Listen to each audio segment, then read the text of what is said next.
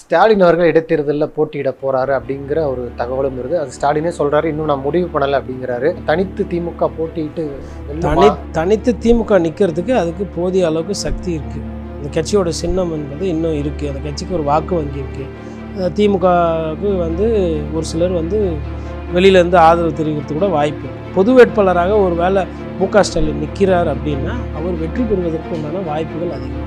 நாம் தமிழர் கட்சி ஓட்டும் அதிமுக ஓட்டும் விஜய் சாருக்கு இனிமேல் போகாது. கடந்த காலத்தில் வீட்டில் இருந்து போயிருக்கோம், இனிமேல்ட்டு போகாது. ஏன்னா அந்தந்த கட்சிக்காரங்க இனிமேல் வீட்டில் பேச ஆரம்பிச்சிருக்கோம். அப்போ கூப்பிட்டு குழந்தைய நீ விஜய் மாமாவுக்கு தான் ஓட்டு போடணும் அப்படின்னா அந்த வாயில் இருக்கிற விசிலை பிடிங்கி கீழே போட்டு காதை திருவி போய் போ. போன வாட்டி நாங்கள் போட்டோம், அதே மாதிரி இந்த வாட்டி போனால் கரண்ட் பில் வருது, கரண்ட் அடிக்கடி போகுது. போன வாட்டி போய் வந்ததில் மிக்சி லேப்டாப்லாம் பற்றிக்கின்னு போயிடுச்சு. உன் பேச்சை கேட்டு போட்டதுக்கு எனக்கு ரொம்ப நல்லா இருக்குது, ரொம்ப சந்தோஷம், வேலையை பாரு அப்படி மாறும். வீடுகள்லேயே இனிமேல்ட்டு இது நடக்கும்போது வீட்டில் பேசுவாங்க. தாவேக்காவை எதிர்க்கிறதுக்கு எல்லா எதிர்கட்சிகளும் ஒன்றிணைய வேண்டிய கட்டாயத்துக்கு அப்போ வந்துட்டாங்க. விஜய் பார்த்து பயப்பட ஆரம்பிச்சிட்டாங்கன்னு பார்க்கலாம். அப்படியும் சொல்லலாம். ஊழல், லாட்ரி மாடலு, லாட்ரி வச்சிருக்கிற பணம், அதுக்கப்புறமா சினிமா மோகம், கவர்ச்சி, இன்ஸ்டா, குழந்தைங்களை வச்சு நீங்கள் அரசியல் பண்ணுறீங்க.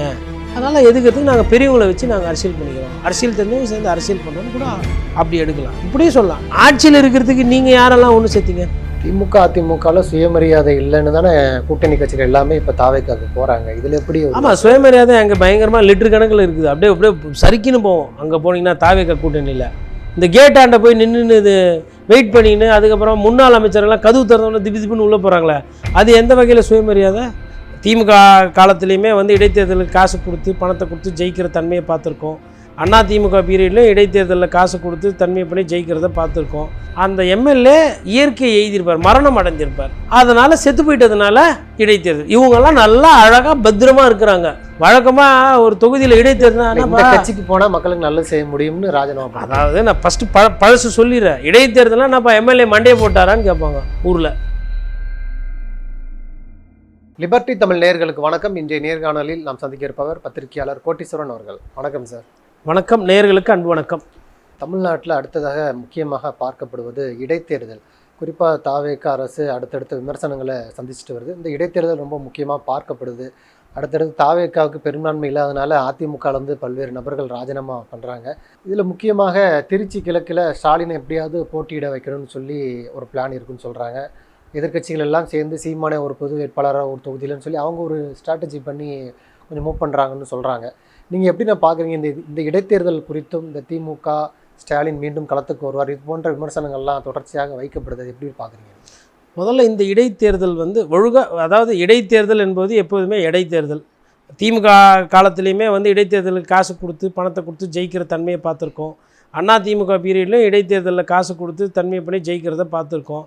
அந்த தேர்தல்லாம் எப்படி வந்துச்சுன்னா அந்த எம்எல்ஏ இயற்கையை எழுதியிருப்பார், மரணம் அடைஞ்சிருப்பார், அதனால் செத்து போயிட்டதுனால இடைத்தேர்தல். இவங்கெல்லாம் நல்லா அழகாக பத்திரமா இருக்கிறாங்க, சட்டையை பேண்டெல்லாம் போட்டு வேட்டி சட்டெலாம் கம்பீரமாக இருக்காங்க, நல்லா தான் இருக்கிறாங்க, நல்லா இருப்பாங்க. ஆனால் இடைத்தேர்தல் வழக்கமாக ஒரு தொகுதியில் இடைத்தேர்தல் கட்சிக்கு போனால் மக்களுக்கு நல்லது செய்ய முடியும்னு ராஜினாமா. அதாவது நான் ஃபஸ்ட்டு பழசு சொல்லிடுறேன். இடைத்தேர்தலாம் என்னப்பா எம்எல்ஏ மண்டையை போட்டாரான்னு கேட்பாங்க ஊரில்.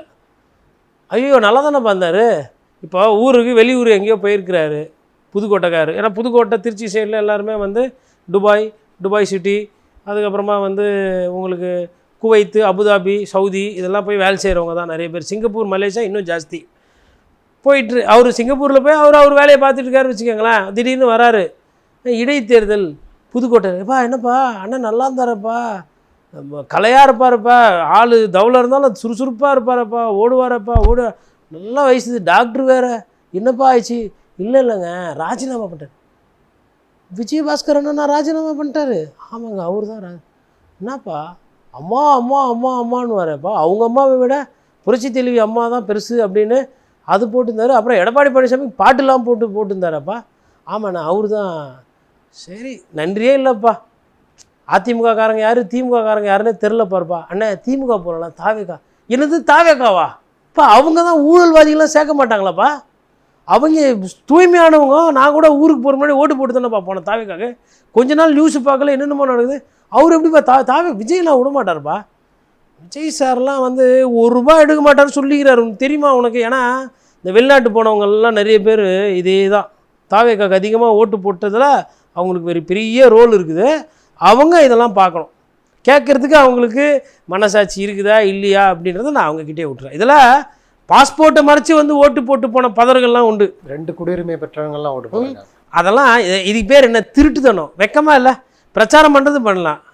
இது வரலாம் யாருமே இதெல்லாம் பண்ணதே கிடையாது. நானும் செக் பண்ணி பார்க்குறேன். இதுக்கு முன்னாடிலாம் யாருனா தேர்தலா அந்த ஊரில் அவங்க இருப்பாங்க. இந்த நான் வந்து போட்டு அப்போது எந்த அளவுக்கு திரைக்கவர்ச்சி மோகம் ஆட்டி இருக்கு. இப்போ அதுதான் இதோட நீச்சி. அதனால் இந்த ராஜினாமா எல்லாமே வந்து செயற்கையாக வந்தது தான். இப்போ இந்த செயற்கையாக வந்ததுனால பொது வேட்பாளர்ன்ற அந்த கான்செப்ட் ஒண்டி வருது. அப்போது அரசு எந்திரம் என்ன பண்ணுதுன்னா, இல்லை அரசாங்கத்தில் இருக்கிறவங்க இந்த ஆட்சின்ற ஒரு விஷயத்தை வச்சுக்கிட்டு எல்லாமே சொல்கிறாங்க, இந்த குதிரை பேர் அரசியல், சோப்பா மாடல் அரசியல். அதனால் அதை பயன்படுத்தி இல்லை அது அப்படி சொல்லப்படுற அந்த விஷயத்தை குற்றச்சாட்டாக வைத்து அவங்களாம் வருவாங்க. ரைட்டு, நாளைக்கு பிஜேபி ஆசைப்பட்டால் கூட அவங்களாம் போவாங்க. அப்போது ஐயோ அம்மான்னு கத்தக்கூடாது, அமைதியாக இருக்கணும். அப்போ என்ன பண்ணணும்? இப்போ நாளைக்கு ஒரு 4 எம்எல்ஏ, இப்போ உதாரணத்துக்கு ஆதவ் சாரை வந்து ஆதவ் சார் உங்களை ரொம்ப பிடிக்குது, அமலாக்கத்துறையில் அழகு பார்க்கணுன்னு சொல்லி கூப்பிட்றாங்க. செந்தில் பாலாஜி சார் எப்படி வச்சு அழகு பார்த்தாங்களோ அதேமாதிரி உங்களையும் ஒரு 40 நாள் வச்சு அழகு பார்க்குறோன்னு சொல்லி கூப்பிட்டு போயிடறாங்கன்னு வச்சுக்கோங்களேன், ஆதவ் சார் அமலாக்கத்துறை. அதுக்கப்புறமா மற்றவங்களாம் ஐயோ அடுத்து நம்பலும் அப்படின்னும் போது ஒரு 4 பேர் அவங்களாம் ஆசைப்பட்டு அமித்ஷாவை பிடித்து, அவங்களாம் ஆசைப்பட்டு மோடிஜி பிடித்து போகிறாங்கன்னா அப்போ நீங்கள் என்ன சொல்லுவீங்க? அவங்களாம் பிடிச்சி போயிட்டாங்க அப்படி சொல்லுவீங்களா? இல்லை பாரதிய ஜனதா கட்சி குதிரை பேர அரசியல் பண்ணுறது சொல்லுவீங்களா? இல்லை திமுக உங்கள் எம்எல்ஏ ஒரு 5 பேர் தூக்கிட்டாங்க, போய் அண்ணாரிவத்தை சேர்ந்தாங்க, என்ன சொல்லுவீங்க நீங்கள்? விஜய் சார் திடீர்னு அவங்க படம் நடிக்கிறது நிப்பாட்டினதுனால பழைய மாதிரி சுறா படம், பீஸ்ட் படம்லாம் பார்க்க முடியல, அதனால் நாங்கள்லாம் போய் திமுகவில் சேர்ந்தால் தான் விஜய் சார் ஆட்சிக்கு வந்து அவர் திருப்பி நடிக்கவே போயிடுவார், அதனால் நாங்கள் போய் சேர்றோம் அப்படி எதனா சொல்லுவாங்களா? நோக்கம் என்பது ரொம்ப தெளிவாக இருக்குது. அரசியல் ஆதாயத்துக்காக நடக்குது. அதை ஒத்துக்கிறதுக்கு தைரியம் இல்லை, பக்குவம் இல்லைன்னா அதை முட்டு கொடுத்து எதுக்கு மாட்டிக்குவானே? இல்லை, ஒரு கட்சியே வந்து இப்போ வைகோ அவர்கள்லாம் அவ்வளவு முக்கியமாக படுதில்லை தாவேக்காவுடைய ஆட்சி. அதாவது 108 சீட்டு தாவேக்கா வந்ததுனால இந்த வனை. ஒருவேளை அவங்க 130 125 வந்துட்டு இருந்தாங்கன்னா இந்த பிரச்சனை இருந்திருக்காது. ஒன்று. இன்னொன்று, இது மொட்டமான அரசியலை ஆரம்பித்தது தாவேக்கா. குதிரை பேர அரசியல்ன்றது குண்டு மாதிரி கையில் கிடைக்குதுன்னு தூக்கி எதிரில் போட்டிங்க. இதே குண்டு நாளைக்கு உங்கள் கையிலே வெடியும்ல. இது அநாகரிகமான அரசியல் தானே. இப்போ இந்த குதிரை பேர அரசியலுக்கு போய் 3-4 பேர் பதவி போச்சா, எம்எல்ஏ பதவி இன்னும் ஏதுன்னு தெரில, அவங்களுக்கு திருப்பி சீட்டு கொடுப்பாங்களா தெரில.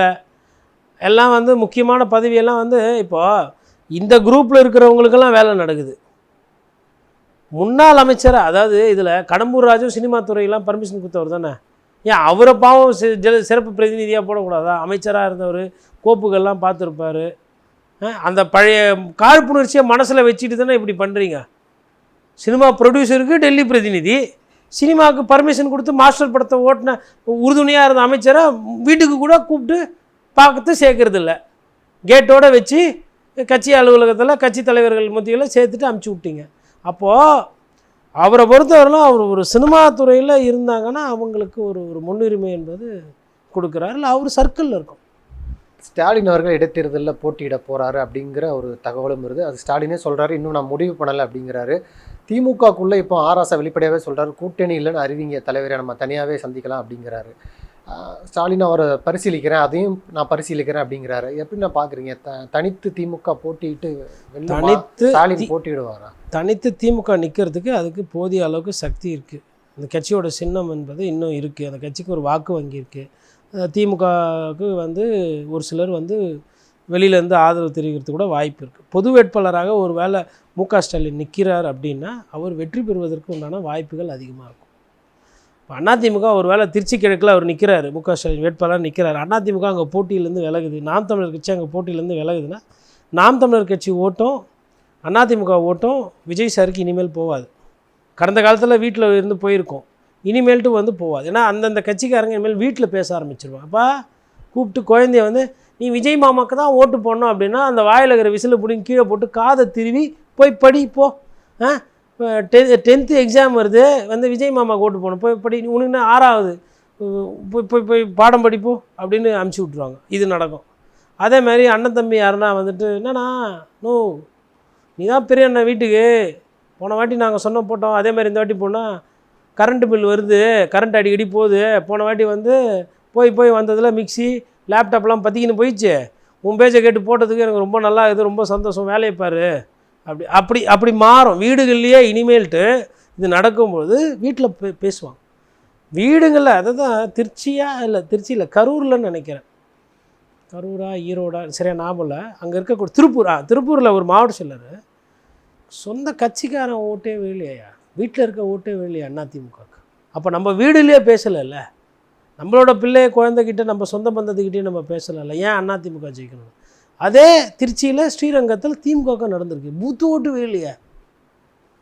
சரி, நீ பூத்தில் நின்னா உனக்கு சாப்பாடு வாங்கி கொடுத்தேன், பூத்துக்கு காசு கொடுத்தது யார்? திமுக. ஓட்டு எங்கே போட்டிங்க? விஜய்க்கு. இது அடுத்த முறை அங்கேயே பார்த்துக்கப்பா எல்லாம் அப்படின்ட்டாங்கன்னாவே முடிஞ்சு போச்சு. அதனால் வர தேர்தலில் வந்துட்டு பொது வேட்பாளராக ஸ்டாலின் நிற்கிறாரு. அதே மாதிரி சீமான் அவர்கள் பேச்சும் அடிபடுது, அம்பாசமுத்திரம் நிற்கிற போகிறாருன்னு. அந்த மாதிரி நிறைய பொது வேட்பாளர்கள் ஒரு 6 தொகுதிக்கு அந்த மாதிரி பொதுவாக வராங்க அப்படின்னா கண்டிப்பாக தேர்தல் ரொம்ப கடுமையாக இருக்கும்.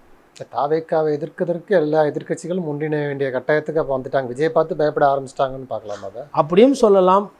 ஊழல், லாட்ரி மாடலு, லாட்ரி வச்சுருக்கிற பணம், அதுக்கப்புறமா சினிமா மோகம், கவர்ச்சி, இன்ஸ்டா, தவறானவர்கள் கையில் ஜனநாயகம் போகுது, ஏமாற்றி குழந்தைங்களை வச்சு நீங்கள் அரசியல் பண்ணுறீங்க, அதனால் எதுக்கிறதுக்கு நாங்கள் பெரியவங்களை வச்சு நாங்கள் அரசியல் பண்ணிக்கிறோம், அரசியல் தெரிஞ்சவங்க சேர்ந்து அரசியல் பண்ணுறோன்னு கூட அப்படி எடுக்கலாம். இப்படியும் சொல்லலாம். விஜய் சார் எதிர்க்கிறதுக்கு ஒன்றா வரும். இப்போ என்னன்னா, சரி, ஆட்சியில் இருக்கிறதுக்கு நீங்கள் யாரெல்லாம் ஒன்று சேர்த்திங்க? திமுக வீழ்த்துறதுக்கு திமுக கூட்டணியிலே இருந்த காங்கிரஸ், விசிகா, திமுக ஓட்டுலேயே வாங்கி ஜெயிச்ச ஐயூஎம்எல், அதே மாதிரி உங்களுக்கு இந்த மெஜாரிட்டியை குறைக்கிறதுக்கு உங்களை எதிர்த்து நின்ன எடப்பாடி பழனிசாமி அவங்க தலைமையில் இருந்த ரெட்டலையில் அதில் ஜெயித்தவங்களோட ராஜினாமா பண்ண வைப்பீங்க. இதெல்லாம் நியாயமா? இதெல்லாம் தர்மமா? இது முறையா? இது அரசியலில் எந்த பிரிவில், எந்த சட்டத்தில் இது நாகரிகம்? குதிரை பேர அரசியல் சொல்லிட்டு உங்கள் மேலே கவர்னர்கிட்ட கம்ப்ளைண்ட் இருக்குது, கோர்ட்டுக்கு கேஸுக்கு போயிருக்கிறாங்க. இதை விடவா அது பாழா போச்சு? திமுக அதிமுகவில் சுயமரியாதை இல்லைன்னு தானே கூட்டணி கட்சிகள் எல்லாமே இப்போ தாவேக்காவுக்கு போகிறாங்க. இதில் எப்படி? ஆமாம், சுயமரியாதை அங்கே பயங்கரமாக லிட்டர் கணக்கில் இருக்குது. அப்படியே சரிக்கின்னு போவோம். அங்கே போனீங்கன்னா தாவேக்கா கூட்டணியில் இந்த கேட்டாண்ட போய் நின்று இது வெயிட் பண்ணின்னு, அதுக்கப்புறம் முன்னாள் அமைச்சர்கள்லாம் கதவு திறந்தவொன்னே திப்புன்னு உள்ளே போகிறாங்களே, அது எந்த வகையில் சுயமரியாதை? எத்தனை எக்ஸ் எம்எல்ஏவோ இல்லை முன்னாள் அமைச்சரோ விஜய் சாரை பார்த்து சேர்றாங்க சால்வை போட்டு, அது சுயமரியாதை? சரி, இவ்வளோ விஷயம் நடக்குது. ஒரு கூட்டணி கட்சி தலைவர்களாக வச்சு எத்தனை பொது கட்சி கூட்டமோ இல்லை அனைத்து கட்சி கூட்டம் போட்டிருப்பார். இதெல்லாம் சுயமரியாதை? நிறைய நேரத்தில் ஐயா ஆதவகிட்ட தானே நீங்கள் போய் பார்த்துட்டு பேசிட்டு வரீங்க. விஜய் சார்கிட்ட அவ்வளோவா நேரம் செலவு பண்ணுறதே கிடையாது. அதனால் போக தெரியும் எது சுயமரியாதை, எது சுயநலம் அப்படின்றதுலாம். அந்த ஆராசா அவர்களுடைய கருத்து இந்த தேர்தலில் எடுபடுமா? இனி வரக்கூடிய தேர்தலையும் எடுபட வாய்ப்பு இருக்குது. ஏன்னா திமுகவுக்கு தனித்து போட்டிட்டு வென்ற வரலாறே கிடையாது அப்படிங்கிறாங்க. ஆனால் இப்போ இருக்கக்கூடிய திமுகவுடைய நிலையை பார்த்தா ரொம்ப ஆக்ரோஷமாக இருக்கிறாங்க. இனி தனித்து தான் போட்டி அப்படிங்கிறாங்க. அது வென்ற வரலாறு கிடையாதுங்கும் பொழுது இந்த முடிவு சரியானதாக பார்க்கணும். இல்லை, அந்த முடிவு சரியா இல்லையான்றது தேர்தல் நெருக்கத்தில் தான் தெரியும். இப்போது இதெல்லாம் பேசிகிட்டு இருக்கிற நேரத்தில் பிரேமலதா விஜயகாந்த் போய் தலைவர் ஸ்டாலின் அவங்கள பார்த்தாங்கன்ற மாதிரி ஒரு செய்தி ஒன்று வருது. முதலமைச்சரை பார்த்தார், திமுக தலைவர் ஸ்டாலினை பார்த்தாருன்ற மாதிரி சொல்கிறாங்க. அப்போ என்னங்க உங்களால் கூட்டணியில் அப்போ எங்கங்க என்னங்க ஒரு எம்எல்ஏ இருக்குது, என்ன ஓகேவா சொல்கிறீங்களா, இல்லை நாங்களும் அப்படியே கிளம்பிட்டோமா அப்படின்னு கூட பேசியிருப்பாங்க. அதனால் ஒரு சிலர் இருக்கிறாங்கல்ல, இப்போது டிஎம்டிகே இன்னும் கூட தான் இருக்கிறாங்க. அவங்களே சொன்னாங்க, நான் விஜய் தம்பி எங்கிட்ட நினச்சிருந்தா நான் நினச்சிருந்தா துணை முதலமைச்சர் ஆயர் பண்ணுற மாதிரிலாம் சொன்னாங்க. அதனால் திமுகவோ அதிமுகவோ இனிமேல் யாரையும் நம்பாதீங்க. மேபி ஒரு வேளை திமுக அதிமுக கூட்டணி வந்தாலும் ஒன்றும் சொல்கிறதுக்கு இல்லை. நேரம் எப்படி போகும், காலத்தின் யார் எப்படி வேணால் மாறுவாங்க. யாருன்னா சொல்லியிருப்பாங்களே, நினச்சிருப்பாங்களா ஓபிஎஸ் திமுகவில் தேனி வேட்பாளராக நிற்பாருன்ட்டுன்னு. ஆரம்பித்த கட்சி காலத்தில் இருந்து ரெட்டலை உதயசூரியனோட சண்டையில் முதல்ல எங்கள் யார் நிற்பா ஊர்லன்னா ஓபிஎஸ் தான் நின்று பார்த்துரும். அந்த ஓபிஎஸ் இன்றைக்கி உதயசூரியனில் இருக்கிறார். அதனால் எது வேணால் நடக்கும் அரசியல். மற்றபடி திமுக கூட்டணி இருக்கா இல்லையா அப்படின்றது நம்ம தனித்து போனோம்னு சொல்லிட்டு ஆராசா போன்ற முன்னணி தலைவர்கள் தொடர்ந்து இனிமேல் பேசுவாங்க. எனக்குன்னா கட்சியை உற்சாகப்படுத்தும், அந்த கட்சியை மீட்டெடுக்கிறதுக்கு உண்டான வேலைகள் அது. அதை வைத்து அவங்க தனியாக தான் போக போகிறாங்க அப்படின்னு நம்ம புரிஞ்சிக்க முடியும். இப்போ விஜய் அவர்களுடைய செயல்பாடு மட்டுமல்ல, அந்த அமைச்சர்களுடைய செயல்பாடுமே கடுமையான விமர்சனத்துக்குள்ளாக. இது ஏற்கனவே ஒரு அமைச்சர் மாணவர்களை தொட்டு போக்சோ கேஸ்லாம் போடணும்னு சொன்னாங்க. இன்னொரு அமைச்சர் ஸ்டேடியத்தில் வச்சு போதை மருந்து யூஸ் பண்ணாருன்னு சொல்லி ஒரு வீடியோ, அதற்கு அவர் விளக்கம் கொடுக்குறாரு. நான் என்னுடைய 1.5 வயசு குழந்தைக்கு மாத்திரையை தான் கட் பண்ணி கொடுத்தேன்லாம் சொல்கிறாரு. அமைச்சர்களுடைய செயல்பாடுமே தொடர்ச்சியாக கடுமையான விமர்சனத்துக்கு உள்ளாகிறது எப்படி நான் பார்க்குறேன். அது ஒரு 2 சாங் போட்டு போயிடுவோம். விமர்சனம் நீங்கள் தானே பண்ணுறீங்க. எங்களுக்கு ஓட்டு போட்டவங்க விமர்சனம் பண்ணாங்களா? நீங்கள் எப்படியா இருந்தாலும் எங்களுக்கு ஓட்டு போட மாட்டீங்க, ரைட்டா? உங்களை விமர்சனத்தை பற்றி எங்களுக்கு கவலை கிடையாது. நாங்கள் தான் விளக்கம் சொல்லிட்டோம், அமைச்சர் தான் விளக்கம் சொல்லிட்டோம். அது நாங்கள் நம்பியாவே பண்ணுறீங்க, நான் ஏற்றுக்கிறேன். அதை பொய்யா பரப்புறீங்கிறாங்க. ஆமாம், அப்படி தான் நாங்கள் சொல்லுவோம். நீங்கள் மாட்டினா தான் நாங்கள் வேறு மாதிரி பேசுவோம். எங்காலில் மாட்டியிருக்கிறது நீங்கள், அதாவது அது உபயோகத்தோருக்கு தானே தெரியும். அது மாத்திரையா போதையான அவர் என்ன சொல்கிறாரு, மாத்திரை அப்படின்னாரு. இந்த ட்ரக்ஸு சம்மந்தம் நாங்களும் மாத்திரையாக தான் பண்ணி கொடுப்போம் அப்படின்னு அவங்கள கேட்டாக்க சொல்லுவாங்க. யாரும் பவுடராக விற்கிறது கிடையாது. சொல்லிட்டார்ல 1.5 வயசு குழந்தைக்கு ஃபீவர். அந்த விஷயத்தில் பாவம் அவர் சொன்னதை ஏற்றுக்கும். என்னங்க அம்மையார் ஜெயலலிதாவா ஒரு குற்றச்சாட்டு வந்தால் யாராக இருந்தாலும் தூக்கி மாற்றுறதுக்கு? விஜய் சார் தானே. விஜய் சார் அது மாதிரி இப்போ இன்றைக்கி அக்ரி கிருஷ்ணமூர்த்தி இருக்கிறாரு அதிமுகவில் எம்எல்ஏவா. அவர் மீது ஒரு துறை ரீதியாக ஒரு சர்ச்சை ஒன்று வந்துச்சு. அதிகாரிகளெல்லாம் மிரட்டுறாருன்னு சொல்லிட்டு மாற்றி விட்டாங்க. ஐயா செங்கோட்டையனை பதவியிலேருந்து ஒரு கம்ப்ளைண்ட் ஒன்று வந்துச்சு, பதவியிலேருந்து எடுத்துட்டாங்க. ஆனால் அந்த மாதிரி தலைவர்கள் அதெல்லாம் அந்த காலம். எம்ஜிஆர் ஒரு காலமும் அவர் நடிப்பில் அவர் கூட பயணம் பண்ணவங்க எவ்வளோ பேர், எத்தனை பேரை எக்ஸப்ட் ஜெயலலிதா அவர்களை தவிர்த்து. அதுவும் எக்ஸப்ட் ஜெயலலிதா அவங்களுக்கு இன்ட்ரெஸ்ட் இருந்தது, கொள்கை பரப்பு செயலராக ஆனாங்க, கட்சியை பலப்படுத்துறதுக்கு கிராமமாக போனாங்க. அதுக்கப்புறம் கட்சியில் சண்டை வந்தது, ஜானகியா ஜெயலலிதா அது ஜோ எல்லாம் முடிஞ்சு போய் அப்புறம் அவங்க பொதுச் செயலராக ஆயிட்டாங்க. அதை தாண்டி எத்தனை பேர் எம்ஜிஆர் சினிமா துறை சார்ந்தவங்களுக்கு இந்த மாதிரி முக்கியத்துவம் கொடுத்தாரு, உதவி பண்ணியிருக்கிறார்.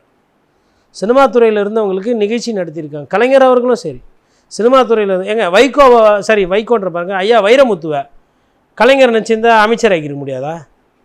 வைரமுத்துவை இல்லை டெல்லி பிரதிநிதியா, என்னப்பா எப்போ பார்த்தாலும் உட்காந்து நீ கவிதை எழுதினா ஒரு 4 படத்தில் போட்டுக்கின்னு எப்போ தான் ஓய்வு எடுப்ப, போய் டெல்லியில் போய் உக்காந்துன்னு நீ அந்த லெஃப்டினன்ட்ஸ் பங்களா, அப்புறம் அமைச்சர்கள் இருக்கிற ஏரியா டெல்லி, நியூ டெல்லியில் அப்படியே ஒரு அதிகார மையத்தில் அப்படியே கொண்ட வச்ச லைட்டு போச்சு இல்லை இங்கே மாநிலத்தில் தமிழ் கலாச்சார பிரிவு இருக்குது, தமிழ் வளர்ச்சி துறை இருக்குது, அந்த துறைக்கு அமைச்சராக வைரமுத்துவை போட்டிருந்தேன். யாருன்னா கேட்டிருப்பாங்க கலைஞரை போய் வைரமுத்துக்கு எதுக்கு அப்படின்னா, வைரமுத்து கவி பாடும், தமிழ் பாடும், வானவிலாவிய இலக்கியத்தை இலக்கணத்தை தமிழ் சினிமாவில் கொடுத்தவருக்கு தமிழக வரலாறில் அப்படின்னு டப்பிங் போட்டு போயிட்டு இருப்பாங்க. யாருன்னா கேட்டிருப்பாங்களா? செய்யலையே. ஏன்னா அவர் வெறும் கலைஞன் இல்லை, அவர் அரசியல்வாதி. அரசியல் தெரியும், எதை யாருக்கு கொடுக்கணும், எங்கே கொடுக்கணும், எப்படி கொடுக்கணும், எதை போட்டால் விமர்சனம் வராதுன்னு தெரியும். எவ்வளோ பேர் இருந்தாங்க. இப்போ அவர் கூட இருந்தவங்களாம் பேர் தான் பேராசிரியர் அன்பழகன். அன்பழகன் கேட்டிங்கன்னா துணைவேந்தர்கள் நியமனத்தில் இதெல்லாம் முக்கியத்துவம் கொடுத்துக்கிறாங்களா? ப்ரொஃபஸர் நீங்களே பார்த்துக்கோங்க, ப்ரொஃபஸர் எல்லா வைஸ் சான்சலர் நீங்களே போட்டுக்கோங்க அப்படின்னு பேராசிரியர்கிட்டே கொடுத்தாரு. திமுகவோட பொதுச் செயலாளராக என்ன பண்ணுமோ அதை பண்ணுங்க. பேராசிரியர் முன்னாடி பொன்முடி கூட சரி பேராசிரியர் தான். அவர் பொன்முடி எங்கன்னா பேராசிரியர் வேலைலாம் பண்ண விட்டாங்களா? அவர் என்னங்க எனக்கு ஹையர் எஜுகேஷன் கொடுத்தாங்க, அதில் சிக்கலாச்சு பார்த்தோம். மாதிரி ஒரு சில விஷயங்கள் அவர் பார்த்து செஞ்சாங்க. சரிங்க, இதில் இது திமுக நல்லா செஞ்சுருக்கு, அதிமுக நல்லா செஞ்சுருக்குது, அந்த கட்சி செருப்பு இந்த கட்சி சரி அப்படிலாம் இல்லை. அங்கேயும் சிக்கல், அங்கேயும் பிரச்சனை. இன்னும் சுருக்கமாக சொன்ன போனால் திமுக அதிமுக துணைவேந்தர் பதவியில் காசு வாங்கி போட்டாங்கன்னு குற்றச்சாட்டும் இருக்குது. அதை நானே எழுதியிருக்கேன், நானே அதை பற்றி பேசியிருக்கிறேன். ஆனால் இந்த மாதிரி சம்மந்தமே இல்லாதவங்களெல்லாம் ஆக்குனது கிடையாது. ஐயா பாலகுருசாமியை கொடுத்ததும் இந்த திராவிட கட்சிகள் தான் துணைவேந்தராக. அவர் வந்ததுக்கப்புறம் தான் அண்ணா யூனிவர்சிட்டியில் நிறைய மாற்றங்கள் முன்னேற்றங்கள். அதை கடந்து போகக்கூடாது. சூரப்பான ஒருத்தரை கூட்டு விட்டீங்க பாஜக பீரியடில், எவ்வளோ பிரச்சனை. அப்போ ஒரு பதவிக்கு அந்த பதவிக்கு ஒரு ஆளை நியமனம் பண்ணும்போது அந்த பதவிக்கு ஏற்றவரா 4 பேர் விமர்சனம் பண்ணுற மாதிரி வச்சுக்கக்கூடாது. நீங்கள் என்ன பண்ணோம் அவருக்கு, சரி என்னை வச்சு நீங்கள் படம் எடுத்தீங்க, படம் வரல, ஜனநாயகத்தில் லாஸ் ஆகிப்போச்சு. நான் என்ன பண்ணுறேன்னா உங்களோட அடுத்த படத்துக்கு நான் கோ ப்ரொடியூசராக என்னோடய கம்பெனியிலேருந்தோ இல்லை என்னோடதுலேருந்தோ நான் உங்களுக்கு ஃபினான்ஷியலாக ஏற்பாடு பண்ணுறேன். இல்லை என் தம்பி இவர் இருக்கிறாரு, 2-3 பேர் இருக்கிறாங்க, அவங்கள வச்சு நீங்கள் படம் பண்ணுங்கள், நான் ஃபினான்ஷியலாக நான் ஏற்பாடு பண்ணுறேன். ஏன்னா இப்போ அதாவது ஃபேஷன் ஆகிப்போச்சு. அரசியலில் இருந்தால் தானே சினிமா துறையில் நீங்கள் ஒரு பேர் என்னது ஒரு நிறுவனம் ரெட் ஜெயிண்ட்டு, அதுக்கப்புறம் அது மாதிரி ஏதோ ஒன்று வச்சுக்க வேண்டியது தானே. யார் என்ன கேட்க போகிறா? அதுக்கு தானே எல்லாம் ஆசைப்படுறீங்க. சினிமாவை கண்ட்ரோல் பண்ணோம், சினிமா மூலிமா கருப்பு பணம் வரும், black ticket first day first show ஓட்டலாம். அந்த பாவம் அந்த ரசிகனு அவங்ககிட்ட வந்துட்டு இந்த அதாவது அந்த படம் பார்த்தா சம்டைம்ஸ் மொக்கையாக இருக்கும், அது உள்ளே விற்கிற பாப்கார்ன் விலை 250 ரூபா. இதெல்லாம் ஒட்டுமா உங்களுக்கு? படத்தில் அப்படியே ஹீரோ மாதிரி காட்டுறீங்க, படத்தில் வந்து அப்படியே வில்லனை தூக்கி போட்டு மிதிக்கிறது, படத்தில் வந்து அப்படியே கதையை திருப்புறது எல்லாம் பண்ணுறீங்க. ஆனால் நிஜ வாழ்க்கைன்னு வரும்போது இந்த மாதிரி தப்பாக பண்ணி வைக்கிறீங்க. இப்போ இதே மாற்றி சினிமா துறையில் இப்போ ஒரு அரசியல்வாதிக்கிறாரு, இல்லை இப்போ என்ன மாதிரி ஒரு பத்திரிகையாளர் சினிமா துறையில் வந்துட்டு எனக்கு வந்து ஒரு ஸ்டண்ட்டு ஹீரோ வேலை கொடுப்பீங்களா? இல்லை என்னை கூப்பிட்டு மியூசிக் போட விடுவீங்களா? நான் கேட்குறேன். இல்லை ஒரு அரசியல்வாதியை கூப்பிட்டு, இல்லைங்க உங்களை எனக்கு ரொம்ப பிடிச்சிக்குது, வர படத்தில் நீங்கள் தான் பாட்டு பாட போகிறீங்க, நீங்கள் வந்து அப்படியே பாடினே டான்ஸ் ஆடுற மாதிரி உங்களுக்கு ஒரு 3 நிமிஷம் கொடுப்பீங்களா? கொடுக்க மாட்டீங்கல்ல. அந்த தைரியம் இருக்கா? நான் என்ன கேட்குறேன்னா, சினிமா துறையில் யாருன்னா ஒருத்தர் அரசியல்வாதியோ இல்லை ஒரு கவுன்சிலரையோ இல்லை வந்து ஒரு அதிகாரியோ கூப்பிட்டு சினிமா வாய்ப்பு நீங்கள் கொடுப்பீங்களா? டான்ஸ் ஆடுற மாதிரி, இல்லை பாட்டு பாடுறதுக்கு ஒரு வாய்ப்பு, இல்லை மியூசிக் போகிறதுக்கு ஒரு வாய்ப்பு, இல்லை ஸ்டண்ட்டு செய்கிற மாதிரி ஸ்டண்ட் மேன் ரோலு, கொரியோகிராஃபி வாய்ப்பு கொடுப்பீங்களா? ஏன் கொடுக்க மாட்டீங்க? ஏன் சார் கொடுக்க மாட்டீங்க? ஏன்னா சினிமா கெட்டு போயிடும், படம் ஓடாது. ஆனால் அரசியலில் என்ன வேணால் கொடு, எனக்கு அதிகாரம், எனக்கு 34% ஓட்டு போட்டான் மக்கள், அதனால் எனக்கு தோன்றதெல்லாம் செய்வேன். செக்ரட்டரியை மாற்றுவேன், பிஏ. ஒரு செக்ரட்டரி வந்து ஏதோ கேள்வி கேட்டிருக்காங்க இந்த சம்மந்தப்பட்ட முக்கிய புள்ளிகளில், இவங்க ஏதோ கேட்டிருக்காங்க போல், இது வேணும் அது வேணும் அப்படின்ட்டுன்னு, வீடு வேணும் பங்களா வேணும்னு ஏதோ கேட்ட மாதிரி ஒரு தகவல்.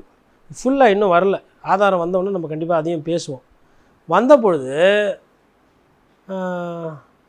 யார் இது எதுக்கு நீங்கள் கேட்குறீங்கன்னுமோ, இல்லை சார் ஒரு வீடோ இல்லை ஒரு பங்களாவோ அஃபிஷியலாக டெசிக்னேட் பண்ணணும் ஒரு அமைச்சருக்கோ இல்லை ஒரு துறை அதிகாரிக்கோன்னா அதுக்கு ஜிஓ போடணும், கவர்மெண்ட் ஆர்டர் போடணும் அப்படின்னு சொல்லிட்டு இந்த துறையில் இருக்கிற ஒரு செயலாளர் கவர்மெண்ட் ஆர்டர் எதனா போட்டு கொடுங்க இல்லை வாங்கி கொடுங்க, அந்த காப்பியை கொடுங்க, நான் ப்ராசஸை ஃபாலோ பண்ணி நான் ஒதுக்கிடுறேன்னா கோச்சிக்கிட்டாங்க. அதாவது இவங்க என்ன நினைக்கிறாங்கன்னா, ஓவரில் ஃபோனில் சொல்லி அப்பா அந்த ரைட்டில் திரும்பினா அந்த நீதிமன்ற ஜட்ஜிங்க வீடெல்லாம் வருது, அதாண்டி இந்த அமைச்சருங்களுக்கெல்லாம் கொடுத்துருக்கீங்களே, நம்ம அண்ணா அமைச்சரை விட முக்கியமானவர், அவருக்கும் அது உள்ள எதனா ஒரு 1-2 வீடு பாருங்களேன், அதான் இருக்குன்றாங்களே, அலாட்மெண்ட் பண்ணி கொஞ்சம் கொடுங்களேன் அப்படின்னு. குவார்ட்டர்ஸாக அது குவார்ட்டர்ஸே அலாட் பண்ண முடியாது. போலீஸ் குவார்ட்டர்ஸு எஸ்ஐயாக இருப்பார், இன்ஸ்பெக்டராக இருப்பார், இல்லை ரொம்ப நாள் இருப்பார் டிபார்ட்மெண்ட்டில், போய் ஒரு குவார்ட்டர்ஸ் வாங்க சொல்லுங்கள் பார்க்கலாம். கிடைக்காதுங்க. போய் கமிஷனர் ஆஃபீஸில் போய் மனு கொடுத்து ஜேசியை பார்த்து கமிஷனரை பார்த்து 4 வாட்டி கொடுத்து, ஐயா வெளியிலலாம் வீடு வாடகை கட்ட முடியல, எனக்கு வந்து என் நிலைமை அப்படி இப்படின்னு சொல்லி தான் ஒரு குவார்ட்டர்ஸ் வாங்க முடியும். இவங்க என்ன நினச்சிட்டு இருக்கிறாங்க, விஜய் அண்ணா சொல்லிட்டா, விஜய் அண்ணா பேரை சொல்லிட்டா கொடுத்துடணும், விஜய் அண்ணா சொல்ல வேண்டியதில்லை, விஜய் சார் பேரை சொல்லிட்டா கொடுத்துடணும் அப்படின்ற மாதிரி போனோம்னா அவங்க ஜிஓ கேட்டுக்கிறாங்க, உடனே ட்ரான்ஸ்ஃபர். ஒரு முக்கியமான ஐஏஎஸ் ஆஃபீஸர். என்ன நடக்குதுங்க? அதனால் இந்த 35% ஓட்டு போட்டாங்க இல்லையா, அவங்க இதெல்லாம் நீங்கள் தெரிஞ்சுக்காதீங்க. இது யார் தான் பண்ணல, அதனால் இப்போ விஜய் சாருக்கு இதை பண்ணுறதுக்கு ஒரு வாய்ப்பு, அதனால் இதெல்லாம் அவர் பண்ணிக்கிறதுக்கு ஹாப்பி. சூப்பர். நன்றி. நிறைய நல்ல தகவல்களை நேயர்களுக்கு சொல்லியிருக்கீங்க. உங்களுடைய நேரத்துக்கு மிக்க நன்றி. நன்றி.